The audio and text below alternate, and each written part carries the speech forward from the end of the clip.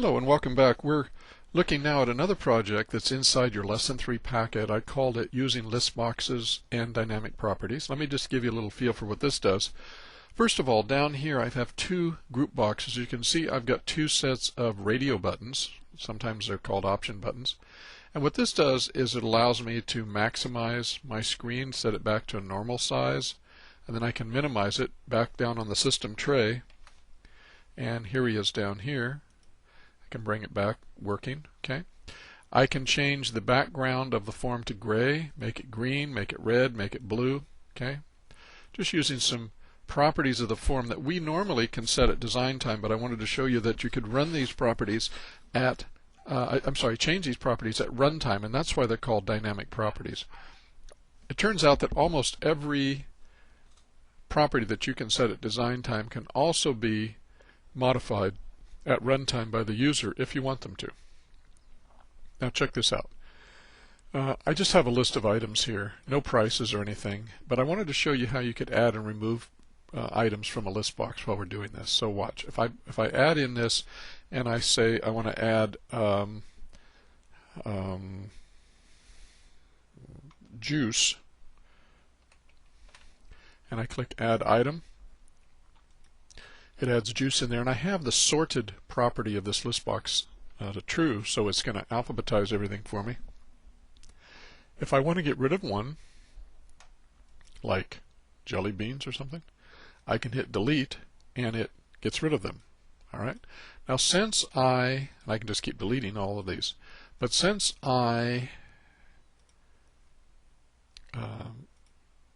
filled this list box at design time, every time I run the program I come back with the same list of items. So even if I add an item, I'll just pretend that I add this item, even though I add it, when I come back and run the program again, this won't be saved.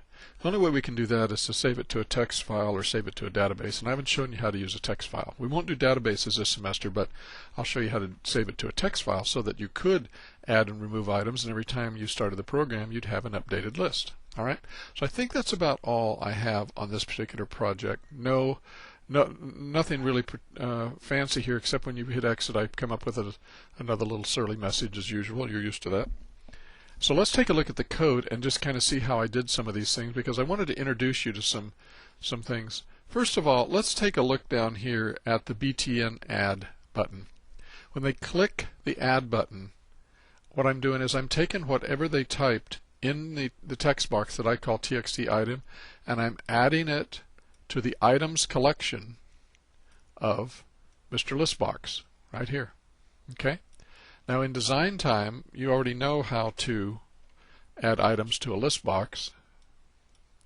We go to the items property, and here's my items right there. Okay? But if you want to add them dynamically, this is the way to do it. Okay? So every time they click this, whatever they type in this text box is going to get added to my list box, and I set the property of the list box for sorting down here. I set sorting to true, so I don't have to mess with it. Now let's take a look and see how we delete some items, and I'm going to move this up here. In my button I call BTN delete in the click event, there's a couple different ways of doing this. Here's a very clean way of doing it. We're going to say I want to go into the list box LB products, and whatever item they selected, I want to remove it. We're going to use the remove method, and when you use this particular method you have to put in parentheses what it is you want to what you want to remove. And I know it looks a little redundant. It seems like it would make more sense just to do this. Okay? Just remove the selected item. That would make more sense, but it doesn't work that way. You have to put in the name of the object and the property right here along with it. And what it does, it just removes it from the list box, and it removes it from the collection of items. Alright? Now I think I told you, but it bears repeating, that each one of these items in a list box or a drop-down list are all numbered sequentially. The first item is item 0. It all starts with 0. The next item, Advil in this case, would be item 1. Carrots would be 2, and so forth. Alright? Now when someone picks one of these items, Visual Basic knows exactly which item they picked, and it keeps track of the number. It's called an index number. Just remember that they start with 0. Okay? So if you wanted to, you could say, I want to go in here to the list box, and I want to remove the selected index by using something called the remove at method. Now down here I just used remove selected item. Seems pretty straightforward. But I want you to also know that you can do a remove at, it's all one word, the selected index. Now what that means is, down here we're paying attention to the selected item, what this actually says. Did they pick jelly beans or carrots or whatever? In the selected index, we're telling Visual Basic, hey, if they picked item number 2, which would be carrots, because apples is 0, Advil is 1, and carrots is 2, if they picked item number 2, well, remove it. Alright, so just two different ways of doing this. I'm not sure which is easier. I think that I have just done this for years, and so that's what I'm used to doing. But I've put that in your code so that you have both ways of doing it. Okay? Now let's take a look at the color thing, because I want to introduce something new to you. I made some radio buttons, and as usual I'm using the old terminology of option buttons, and I apologize, I called it OPT blue. You should probably call yours RDO for radio, because that's the new terminology, but I still call them option buttons. And the one that's blue, this one right here, okay, when I put it in the group box right here, I call it OPT blue. This one's OPT red, and so forth. Group boxes, by the way, I might as well show you. Group boxes are under containers right here, and there's a group box, and you just drag it over here like this and make your group box, and then you can rename it if you want to, but you certainly go to its text property and change what it says. Okay? The nice thing about these group boxes is you can see when you click on it, you get this little cursor handle here, and you can actually move everything in the group box. Okay? So it makes it really fast to redesign your form. And when you're using option buttons like this, you have to separate them, because we want these to work independently of these. If I was to put all of these on the form and all of these on the form, I could only have one out of these 7 buttons clicked at one time. But when they're encapsulated inside the little group box, they can work independently. Okay, so if you put a bunch of them on a form and they don't work right, stick them inside a group box. Now I'm going to get rid of this one, so I'm going to click it and just hit delete. Now what happens is, when they click on this option button that I called blue, let me get rid of this, it triggers what's called the check changed event. It's not a click event, kind of like what you would think, but it's a check changed. Now they could have said selected changed or something, but every time I click on blue or red, it's triggering the check changed event. Now if it's checked, if checked is true, that means this is selected. Checked is false for red, checked is blue is true for blue. Alright, that's just the terminology they use. So it turns out when they click the blue one, what I want it to do is I want to set the background color using the back color property to equal to blue. Okay, so you just say me.backcolor equals blue. Now there's only one way that you're going to be able to do this. Now I've commented this extensively here, but because I want to show you something. In order to add the capability of changing an object to a different color, you have to add a couple of features, or one major feature I guess, from the .NET framework, and that's what I want to introduce to you right now. Up here at the top, where I have option explicit on, which you're used to seeing, I've added a new statement called an imports statement. Now the first thing I want you to know is this import statement will take any namespace from the .NET framework and add that capability to your program. So this is one way of adding a feature. And you use the import statement followed by a space, and then you type what you want. System, in this case system.drawing.color. Now if I was to leave this off and come down here and look at my code and try to run it, it's going to have a compiler error, and I'm going to go see what's wrong with it. And I'm going to look right here, and here's the list of all my errors. So I'm going to double click on this one, and it's going to take me right where it says, hey, I don't know what you're talking about, me.backcolor equals blue. What does that mean? Okay, let me show you what I'm talking about. I'm going to comment this out, I comment this one out, and I'm going to run it again. Oh, I didn't do it down here, I'm sorry. Let me just show you. If you don't use an import statement, okay, I commented it out. Let's pretend you forgot to do that. Then what you have to do to make this work is you have to say me.backcolor equals system.drawing.color.blue. Now, I don't know about you, but I would get tired of typing all that every time, especially if I had a red one and a green one and a purple one.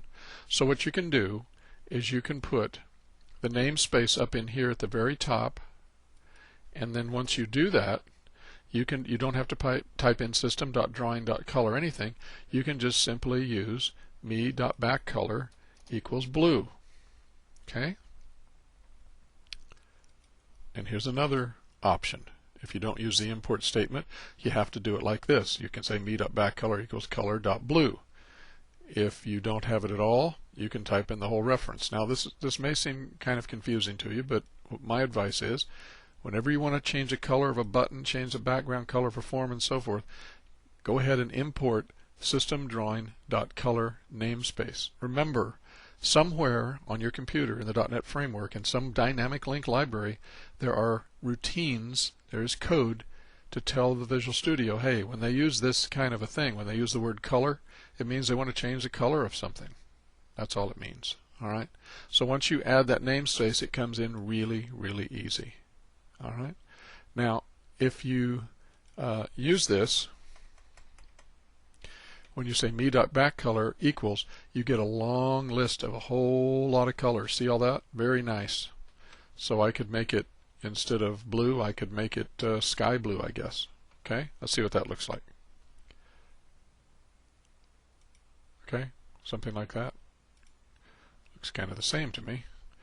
Oh, that's because it did that.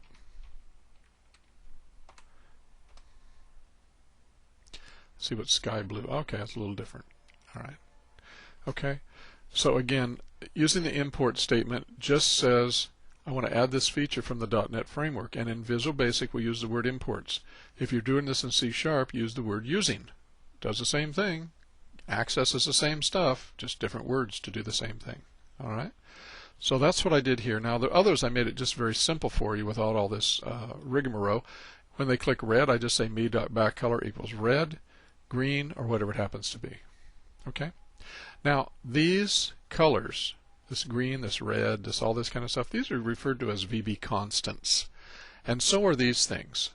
The window state, whether it's minimize, whether it's maximize, whether it's just a normal state, these words, minimize, maximize, normal, they're all called VB constants, which means normal always means the normal form size that Windows creates when it runs a program. Maximize always means whatever the screen size is, run it to the max. That's what we mean by a constant. It never changes. So it's different than a variable because it never changes. Variables change. The way you change how the form behaves is you just say me, and then you use a property called window state. So it's me.windowState. And remember, me refers to the form itself, right? So me.windowState is going to be equal to the form window state dot minimized. All right. Now there's a lot of things here. If you type equals here, there's a lot of things that the form can respond to. Maximize, minimize, or normal. All right. And you just pick the one that you want, and there it is. And it pops it in. Okay.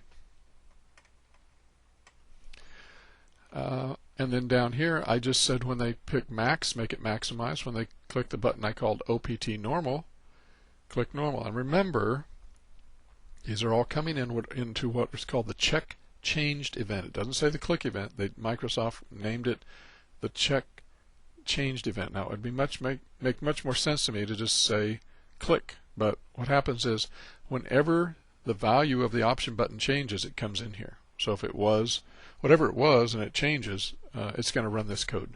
All right. Now, button quit does nothing more than show a message box with a nasty message, close out, and this down here, I had option gray, kind of got lost in the shuffle up here. I'm going to move him Remember I showed you can move your code around just to make it read better and flow better. Now when they click gray, it'll make it light gray, and I should have put it up a little higher. I put it up here with all the colors. When you do this, just make sure that the beginning part of this, the private subpart and the end subpart, all go with it. Otherwise, you're going to get all messed up.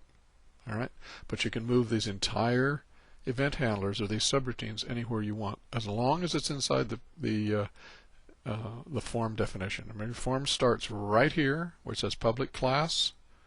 Class just refers to a object, and end class, that's where it ends, and you don't want to put anything after that. Okay, so the import statement has to go in where option explicit is, outside the form definition, and these are a couple of the things really that you can put outside the form and not much else at all. Okay, so hopefully that will help explain what we were doing in that little project. All right, good.